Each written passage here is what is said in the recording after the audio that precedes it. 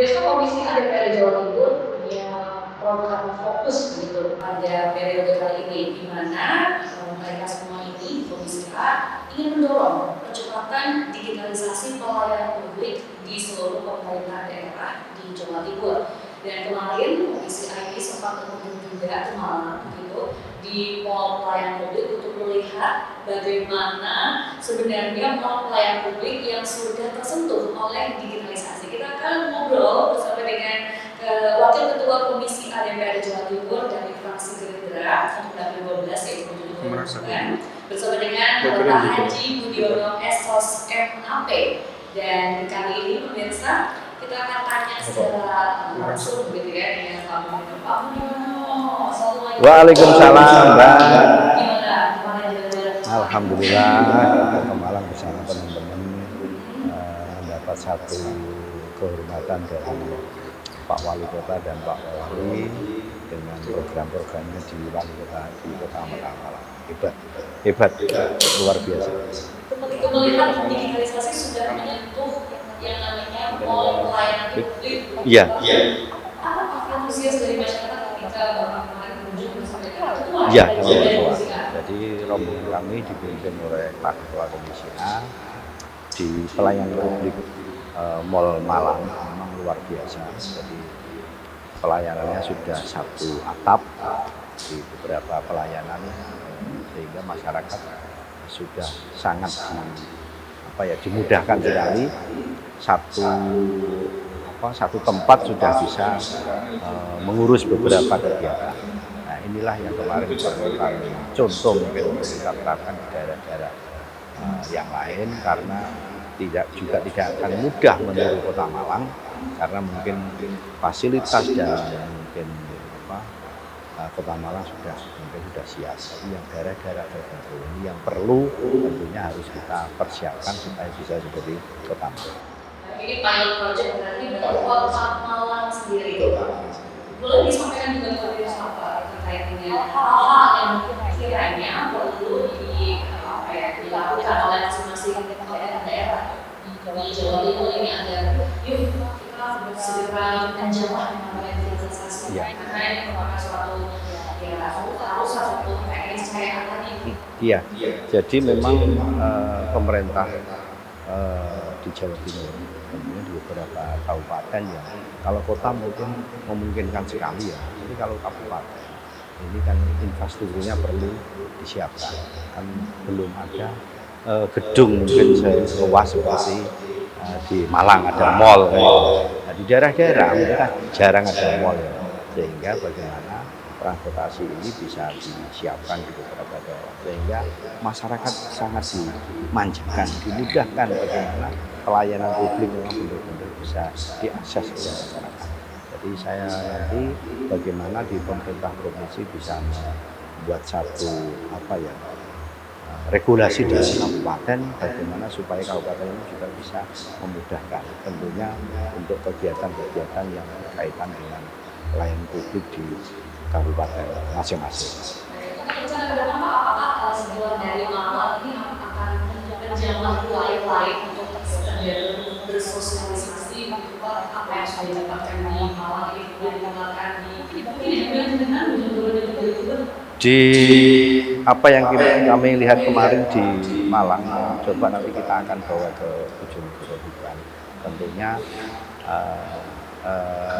pelayanan yang luar biasa yang sudah dinikmati oleh Kota Malang. Salah satunya yang bisa kita lihat bagaimana orang mengakses suatu pelayanan publik bisa langsung cepat.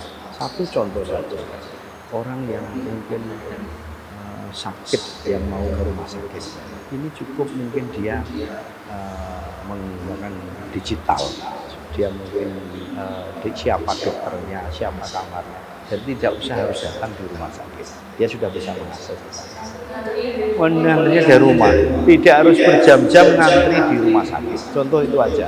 Jadi mungkin katanya orang sakit masih disuruh ngantri mungkin bisa mencari obatnya, mungkin mau cari kamar itu masih ngantri. Nah, inilah mungkin karena cukup di rumah dengan akses itu, dengan sistem itu mungkin sekarang masyarakat bisa dimanjakan. Ini yang akan kita terapkan di masing-masing daerah, khususnya di Dapil kami, Bojonegoro Bali. Ya. Artinya kalau di Bojonegoro berarti saat pelayanan publik satu arah itu sudah beres. Sebagian juga kita sudah punya, cuma mungkin belum itu secara keseluruhan, termasuk yang saya beri contoh tadi, masih orang itu masih mengantri di rumah sakit, ya masih mengantri untuk membayar pajak saja, masih mengantri juga. Salah satunya ada, tapi yang satu atap seperti Malang yang sudah menyeluruh itu. Seberapa penting sebenarnya kalau pelayanan publik satu atap kemudian bisa terintegrasi dan sudah enak yang namanya digitalisasi. Jadi kalau seperti di Malang, mungkin masyarakat sangat antusias sekali karena memang sudah tidak usah jauh-jauh, pelayanan publiknya sudah pakai satu atap, sudah pakai digitalisasi. Tapi mungkin di daerah-daerah kami di kabupaten ini masih belum. Jadi masyarakat pengennya juga karena sekarang sistem internet ini juga biar kita unduh secara cepat, mintanya juga seperti itu. Seperti sana ini kan gitu. Jadi itulah yang mungkin akan kita terapkan di beberapa daerah, khususnya di Bojonegoro. Berarti kalau misalkan saya boleh menangkap ya, yang penting dari yang namanya transformasi digital dalam kelulusan kesuksesan yang pelayanan itu yang pertama adalah Infrastruktur dulu. Infrastruktur baik itu dalam bentuk Jaringan internet. Di daerah-daerah ini mohon maaf masih juga belum terjangkau internet. Jadi mungkin karena perbedaannya masalah seperti Malang dengan daerah kami. Kami ini kan masih banyak yang jauh dari kota, di pegunungan, di hutan-hutan, di desa terpencil. Ini yang mungkin internetnya belum terjangkau.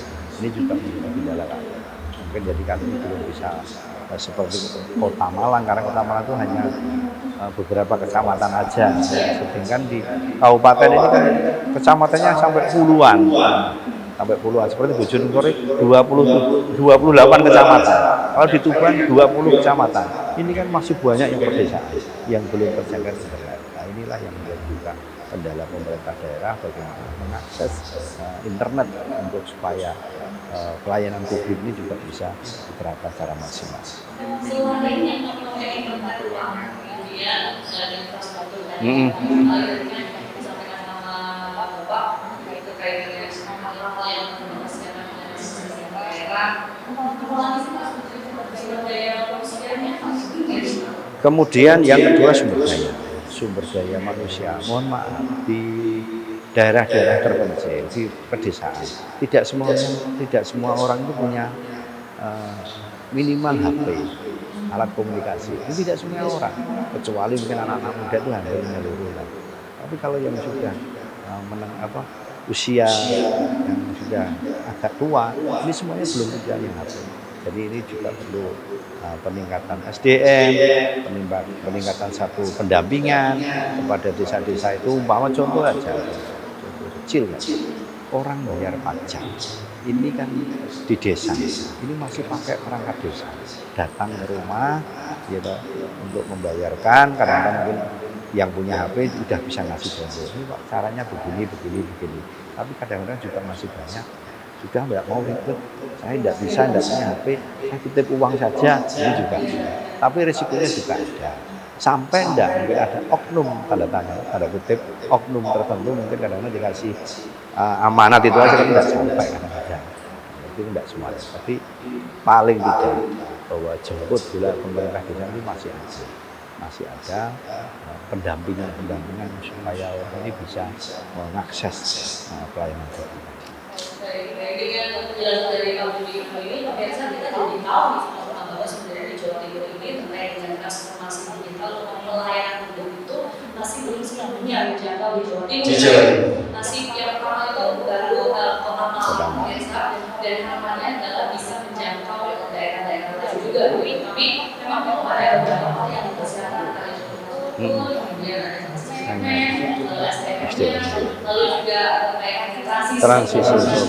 Oke, betul. Dari mulai ASN ini yang menjemput bola ke masyarakat untuk bayar pajak tentunya. Ini masih dijemput oleh perangkat desa. Termasuk mungkin saya sering lihat itu perangkat datang dengan membawa kitir pajak. ini Bu mohon maaf Pak, ini waktunya bayar pajak sekian. Akhirnya kalian nggak mau ribet, langsung titip duit gitu aja udah dibayarkan berangkat. Ini pemirsa, hal-hal yang seperti ini kalau misalkan tidak terdigitalisasi, tidak ada yang namanya transparansi dan berpotensi untuk adanya yang namanya pungutan liar. Nah, kita akan bahas mengenai bagaimana caranya memitigasi tersebut dari pandangan Komisi ADPR Jawa Timur sesaat lagi.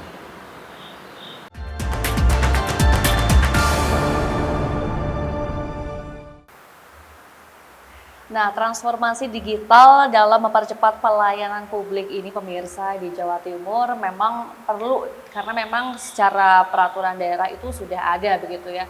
Di tahun 2023 gitu peraturan daerah ini sudah mengatur atau ada payung hukumnya terkait dengan inovasi dan beralih ke yang namanya digitalisasi begitu pemirsa. Kalau melihat dari keuntungannya sebenarnya banyak banget pemirsa, kayak misalkan satu lebih cepat aksesnya, kedua transparansinya oke, dan yang ketiga adalah mengurangi yang namanya pungutan-pungutan liar seperti itu. Betul nggak Pak? Iya, oke, sangat setuju sekali. Jadi memang untuk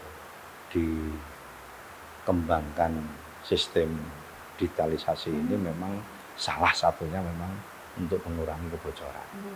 Jadi supaya orang ini tidak ketemu antara tadi petugas sama yang bersangkutan. Iya.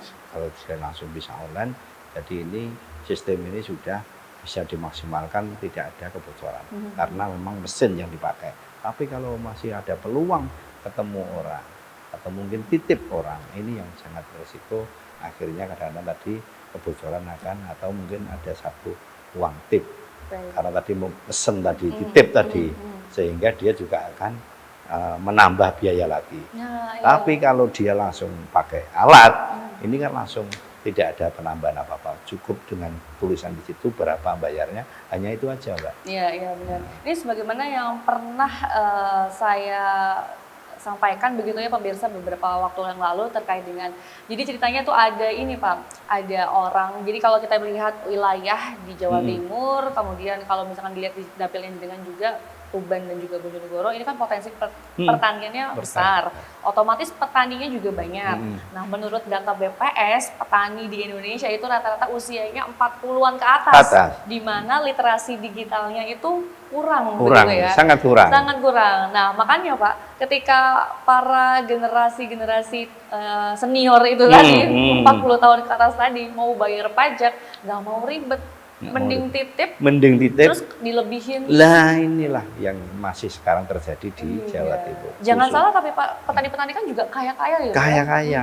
Jadi kalau mungkin dia bisa kadang-kadang mungkin minta tolong anaknya, Iya. enggak apa-apa. Betul. Nah, betul. Tapi kalau kadang-kadang kita itu mungkin pakai ada petugas yang datang, kadang-kadang inilah yang kita menghindari supaya tidak ada kebocoran. Minimal mungkin dia karena pakai tadi pakai tip, uang tip tadi lah. Mungkin hanya untuk uang bensin, Mbak. Iya, iya. Nah inilah, ini kan juga Benar-benar. sangat prihatin kita. Makanya saya setuju sekali bagaimana nanti sistem ini bisa dikembangkan di daerah-daerah. Kemudian kalau memang masyarakat masih belum mampu untuk itu, mungkin pemerintah harus hadir. Bagaimana mungkin sistem pendampingan tadi. Jadi mungkin ada satu perwakilan mungkin minimal di kecamatan lah. Kalau di desa mungkin terlalu banyak, di kecamatan untuk membantu karena dia sudah tugasnya dia, sehingga tidak ada rasa mungkin akan memberi yang lain. Pak, kalau di dapil yang jenengan ini, apakah masyarakatnya juga antusias Pak untuk menghadirkan yang namanya pelayanan publik satu atap yang sudah terdigitalisasi ini? Karena kan mungkin masyarakatnya sudah nyaman dengan sistem yang ada, yang titip-titip tadi itu Pak. Jadi kayak kalau misalkan ada inovasi baru, rasanya kayak memberatkan gitu. Wah, kalau masyarakat khususnya di dapil kami, kalau ada sistem yang baru ini, sangat antusias, Mbak. Pasti sangat antusias. Nggak mau dia harus titip-titip lagi. Pengennya langsung ya minimal dia walaupun mungkin 40 tahun ke atas usianya, minimal dia punya anak, minimal punya kerabat yang bisa membantu itu langsung aja. Caranya begini, Bapak Ibu, kita bisa nggak usah ke sana kemari, cukup ini aja lah. Itulah yang harus kita kembangkan supaya tidak ada kebocoran untuk pembayaran pajak, khususnya pajak. Iya betul, ini pajak juga yang sedang ditekankan begitu ya oleh komisi rekanan Anda, Komisi C, Komisi C yang ya. dimana dibutuhkan sekali sebenarnya peningkatannya karena kan diberlakukan Undang-Undang HKPD itu sehingga dibutuhkan yang namanya pelayanan publik yang satu atap terintegrasi, orang juga mudah untuk bisa bayar pajak gitu ya Pak ya. Jadinya bisa, jadinya bisa ini ya Pak, apa namanya memudahkan masyarakat begitu. Kalau terkait dengan implementasi peraturan daerah yang tadi Pak nomor 7 tahun 2023 ini tentang inovasi pelayanan publik terintegrasi berbasis elektronik, ini standar yang disyaratkan oleh dalam Perda ini sebenarnya yang seperti apa sih Pak? Dari Perda itu memang tentunya yang pertama infrastruktur. Infrastruktur ini sementara di Jawa Timur yang bisa langsung diterapkan itu adalah Surabaya dan Malang. Surabaya dan Malang. Yang daerah-daerah lain memang untuk mencapai sesuai harapan Perda masih belum maksimal. Sudah mulai ada tapi belum bisa dimaksimalkan. Saya setuju sekali mungkin dengan program pemerintah provinsi ini, Bu Gubernur segera mungkin mensupport daerah-daerah tertentu yang memang untuk mempercepat pelayanan publik ini bisa segera diterapkan di semua daerah. Itu kan tadi yang sudah kita lihat bersama-sama pemirsa, keuntungan-keuntungan yang dirasakan oleh masyarakat begitu ya ketika transformasi digital ini sudah menyentuh pelayanan publik. Bagaimana kalau dari sisi pemerintah sendiri Pak? Apa yang diuntungkan nih dari pemerintah kalau misalkan program ini berjalan atau perda tersebut itu berjalan? Yang pertama tentunya pemerintah sangat berharap dan sangat senang sekali terutama kepala daerah bahwa pelayanan itu bisa cepat. Masyarakat yang kemarin mendukung atau masyarakat yang kemarin mensupport supaya menjadi kepala daerah tentunya senang sekali karena kepala daerahnya atau mungkin bupati wali kotanya sudah mempercepat sistem itu. Pemerintah senang sekali karena cepat. Yang kedua, yang selama ini tanda kutip kebocoran-kebocoran karena sistem tadi ini kan juga masih sering terjadi. Karena memang tidak dengan sistem digitalisasi. Kemudian yang ketiga tentunya mungkin tip-tip tadi. Ini juga akan merugikan masyarakat. Mestinya dia cukup dengan uang tanda kutip sekian harus tambah sekian. Pemerintah sangat berharap. Jadi untuk sistem itu pasti akan menguntungkan sekali dari pemerintah daerah. Apalagi sekarang tuh lagi diberlakukan Perpres nomor 1 tahun 2025 ya Pak tentang efisiensi. Untuk efisiensi. Jadi kalau misalkan ada digitalisasi, kemudian kalau misalkan bekerja sama dengan atau berkolaborasi menggunakan teknologi AI tadi itu akan lebih efisiensi lagi dan efektif lagi sebenarnya kerja dari pelayanan publik di masyarakat. Di Jawa Timur. Di Jawa Timur. Nah, tapi pertanyaan selanjutnya adalah bagaimana kemudian terkait dengan SDM yang dipunya nih, ASN-nya sudah dibekali atau belum nih? Kan kita perlu tahu juga ya Pak. Kalau di pemerintahan, insya Allah ASN-nya sudah siap. Walaupun mungkin masih ada perlu pembekalan tentang IT. Insya Allah masih ada. Yang mungkin karena ini ASN-nya memang sudah disiapkan dan memang tinggal sedikit aja untuk menambah-nambah tentang IT. Tapi mungkin yang masyarakatnya mungkin yang perlu bagaimana ketika saut bersambung inilah supaya pemerintahan daerah juga kelengkapannya siap, alatnya siap, AS-nya juga siap, tentunya masyarakat pengguna juga harus siap. Nah ini ketiga-tiganya juga harus dipersiapkan oleh pemerintah Provinsi Jawa Timur dan pemerintah kabupaten kota. Banyak sekali berarti yang perlu dipersiapkan ya. Iya, ngomong-ngomong soal pelayanan publik, ya sebenarnya nggak cuma Malang aja, tapi juga Surabaya ini merupakan salah satu kota di Jawa Timur, yang merupakan ibu kota Provinsi Jawa Timur begitu ya. Soal pelayanan publiknya mah sudah tidak diragukan lagi ya.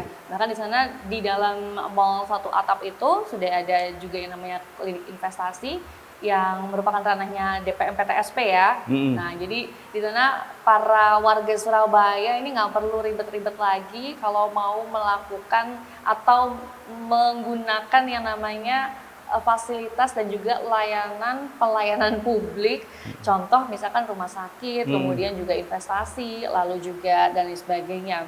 Ini kayaknya perlu deh Pak, memang ya Pak ya? Iya, terkait sangat dengan- perlu, sangat perlu. Jadi contohnya rumah sakit aja. Kita di Jawa Timur punya rumah sakit Dr. Stomo. Ini juga sudah mulai menggunakan sistem itu. Walaupun mungkin masih belum sempurna, tapi sudah mulai. Jadi sudah mengurangi keantrian panjang. Antrian panjang sehingga masyarakat kadang-kadang juga kami selaku DPR di Dapil mesti ada yang mengeluh karena mungkin mencari bagaimana di rumah sakit ini juga masih belum bisa mengakses. Ini kami juga harus membantu bagaimana sehingga contohnya mungkin orang mau operasi, ini kan masih karena cari waktu atau cari kamar masih susah. Kita harus bantu. Baik. Jadi sekarang ini sudah rumah sakit khususnya Dr. Stomo sudah memulai itu, walaupun belum sempurna. Baik. Kemudian tadi karena ini wilayahnya provinsi, ada juga sekarang ini juga sistem yang lagi hangat sekarang ini tentang masalah pendaftaran di SMK dan SMA. Ini juga betul. jadi masalah. Jadi masalah walaupun dia juga sudah sistem online, tapi juga masih antri karena ingin mendapatkan PIN tadi. Ini juga luar biasa. Jadi kadang-kadang kita sudah punya sistem, tapi juga masih antri. Ini juga menjadi problem kita dan akan segera kita koordinasikan bagaimana sistem ini bisa sangat memudahkan kepada masyarakat khususnya untuk masalah wali murid. Semua layanan bisa diakses oleh semua kalangan dan untuk apa saja begitu pemirsa. Poinnya adalah yang namanya transformasi digital itu diimplementasikan ke pelayanan publik. Kita akan membahasnya lagi lebih lanjut, tetap bersama kami.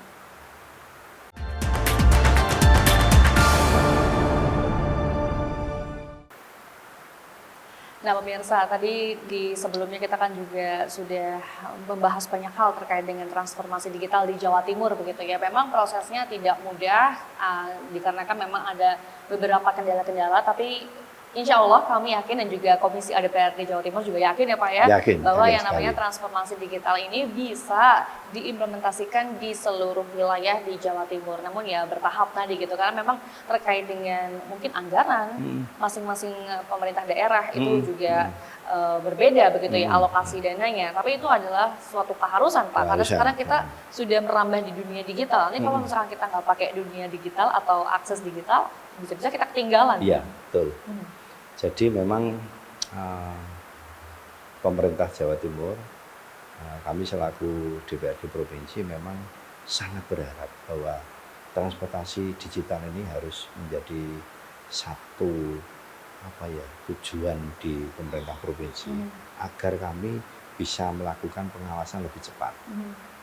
Dengan sistem itu paling tidak tinggal kita mengakses di internet karena ini program pemerintah, kita sudah bisa melihat, oh ini programnya sudah ada, oh ini programnya kok belum ada, kita tinggal Tapi kalau sistem ini belum segera diterapkan dengan maksimal, ini kita akan juga selain pemerintahan pengawasan kami juga lambat, pemerintah di masyarakat juga akan mempertanyakan, ya ini apa kok susah sekali mengakses kan gitu. Jadi sistem keterbukaan inilah yang akan kita harapkan. Mungkin juga boleh sedikit disampaikan Pak terkait dengan apa yang terjadi sebenarnya di Dapil Jenengan ketika ada masyarakat yang mengeluhkan bahwa akses pelayanan kesehatan itu ketika belum menyentuh digitalisasi rasanya susah sekali begitu. Rasanya susah sekali. Kadang-kadang mestinya bukan kerjaannya DPR, DPR juga harus dikeluhi karena Pak ini saya mau mengakses gini kok tidak bisa, Pak saya ini mau mencari antri masih panjang sekali, bagaimana? Kita juga harus membantu. Makanya saya ingin pelayanan publik ini termasuk semuanya pemerintahan daerah juga bisa kita akses secara maksimal oleh masyarakat. Jadi masyarakat tidak usah jauh-jauh, tinggal tombol dari rumah sudah tahu. Oh, berarti kalau hari ini mungkin saya tidak perlu datang ke sana karena sekarang hari ini mesti penuh. Jadi kita harus menunda besok atau mungkin kita harus menunda lusannya lagi. Tapi kan sudah tahu, daripada nanti dia harus datang ke lokasi, harus pulang lagi. Ini biayanya sudah berapa? Dia ke sana kemari harus meninggalkan pekerjaan. Ya inilah yang akan kita terapkan di pelayanan publik itu. Apalagi kalau misalkan pemirsa ini masyarakatnya dari Pak Pak Budiono ini ingin merujuk atau mendapatkan rujukan ke Surabaya, Surabaya. gitu Pak, rumah sakit besar melalui yang namanya pelayanan publik yang sudah terdigitalisasi tadi itu bisa lebih mudah lagi ya, lebih Pak ya? mudah lagi karena masih sekarang ini juga masih ada di beberapa rumah sakit, tentunya di rumah sakit Surabaya tidak masih ada bahwa kadang-kadang dia itu tidak tahu harus kemana ruangannya, harus mana bagiannya menggunakan jasa pelayanan orang. Akhirnya dia harus tambah lagi. Dengan sistem itu ketemu orang, saya antarkan Bu, nanti begini, dia harus tambah itu, biaya lagi. Nah inilah yang menjadi keluhan masyarakat.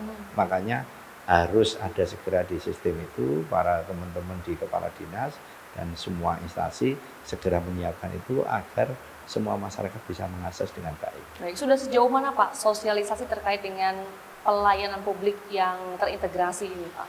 Di beberapa dinas sudah oke, tapi juga masih banyak yang belum maksimal. Kami sering mengundang dinas, kami sering mengundang tokoh-tokoh masyarakat, kami sering mengundang perguruan tinggi, mungkin bisa bagaimana untuk penyempurnaan masalah ini. Karena tanpa kritik dari masyarakat, dari perguruan tinggi, dari semua media, ini tentunya kami juga tidak akan sesempurna itu. Jadi kami juga berharap termasuk kepada Mbak Simas, bagaimana ini masukan kami sehingga kami juga akan berperan lebih maksimal lagi di pemerintahan Provinsi Jawa Timur. Baik, apa sih Pak yang menjadikan evaluasi Pak sejauh ini transformasi digital di Jawa Timur Pak terkait dengan pelayanan publik? Jadi Mbak, memang evaluasi kami tentunya karena ini sistemnya baru, transportasi untuk pelayanan publik, sehingga kami perlu beberapa dinas ini satu, tentunya memang karena persiapan IT, satu mesti karena ini mesti terbentur anggaran. Nah, anggaran ini akan kita bagi beberapa tempat, karena apalagi dengan perpres yang baru harus ada efisiensi, tapi minimal yang pelayanan publik harus kita utamakan. Jangan sampai pelayanan publik ini tertinggal daripada membangun yang lain. Ini pelayanan publiknya harus dimaksimalkan, mungkin untuk yang efisien, mungkin yang fisik-fisik saja ditunda dulu. Tapi untuk pelayanan publik jangan sampai ini mengganggu masyarakat. Harus kita upayakan supaya bagaimana pelayanan publik ini bisa sempurna di Jawa Timur. Karena kita bisa membayangkan pemirsa dan juga Pak Budiono, jikalau nanti di Jawa Timur ini sudah tercipta, kemudian sudah terwujud yang namanya sistem pemerintahan berbasis elektronik alias SPBE ini, Pak, otomatis nanti kan juga akan memudahkan masyarakat juga. Tapi ini memang perlu banyak sekali dukungan banyak pihak, begitu Pak ya. Betul. Nah, sejauh ini Pak, pihak-pihak mana saja yang sudah dilibatkan begitu dalam transformasi digital untuk pelayanan publik ini, Pak? Terima kasih. Jadi di kolaborasi di beberapa dinas, beberapa komisi, termasuk swasta, semuanya ini sudah kita ajak kolaborasi, termasuk perguruan tinggi, bagaimana nih sistem ini bisa cepat diatasi. Jangan sampai ini mungkin pemerintah tidak menggunakan kekuatan-kekuatan di Jawa Timur yang lain, sehingga mungkin bisa menghambat atau minimal melambat program ini bisa secepat mungkin. Jadi semuanya harus kita libatkan, termasuk media, kalangan media. Ini juga harus berperan aktif, memberikan masukan. Ya bagaimana ini supaya cepat, mungkin kalau tidak bisa komunikasi dengan eksekutif, cukup dengan saya di DPR. Nah ini sama-sama kita bagaimana Jawa Timur harus menjadi yang terbaik di Indonesia pelayanan publiknya. Sepakat Bapak? Sepakat, ya. Sepakat banget. Jadi kalau misalkan ketika suaranya dari Pak Budiono yang disampaikan melalui media, otomatis akan banyak sekali masyarakat yang mengetahui ini dan mulai tergerak kemudian mendesak Bapak juga. Iya. Biar terjadi atau tercipta pelayanan publik yang berbasis digital di Bojonegoro juga Tuban, begitu Pak ya. Monggo Pak, terakhir boleh disampaikan kepada pemerintah Provinsi Jawa Timur bagaimana kemudian transformasi digital ini bisa terlaksana dengan baik, kemudian implementasi dari regulasi alias Perda tadi nomor 7 tahun 2023 ini bisa kemudian berjalan dengan lancar ke depannya nih Pak. Terima kasih Mbak. Jadi harapan pemerintah Provinsi Jawa Timur khususnya DPR dengan adanya Perda, memang sistem keterbukaan lewat eh, digitalisasi ini sangat kita harapkan. Itu yang pertama. Yang kedua, selain keterbukaan, tentunya sistem anggaran. Ya. Jadi masyarakat juga pengen tahu dengan sistem anggaran itu bagaimana di Jawa Timur. Dengan mengakses dengan sistem itu sudah bisa. Yang ketiga, pengawasan. Lagi-lagi kami pengen lebih cepat pengawasan, termasuk media, termasuk masyarakat. Media juga harus bisa mengakses program Jawa Timur, anggaran Jawa Timur. Apa yang mungkin bisa diakses oleh media. Semuanya harus tahu semua. Kalau dulu mungkin anggaran itu tidak ada yang tahu. Oh ternyata sekarang sudah. Oh komisi ini membidangi ini anggarannya apa saja. Sudah bisa diakses sekarang. Sistem keterbukaan.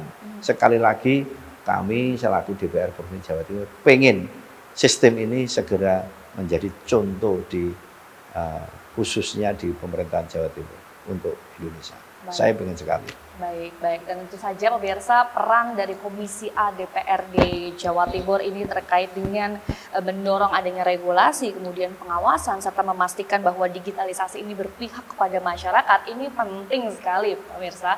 Dan harapannya adalah ekosistem pelayanan publik berbasis digital ini kemudian bisa terwujud bukan hanya soal yang namanya aplikasi aja, tapi juga untuk menyangkut komitmen politik, lalu perubahan budaya kerja, dan kemudian literasi digitalnya juga gitu. Saya Sima Permira bersama dengan Pak Budiono dari Wakil Ketua Komisi ADPR Jawa Timur, pamit, sampai jumpa.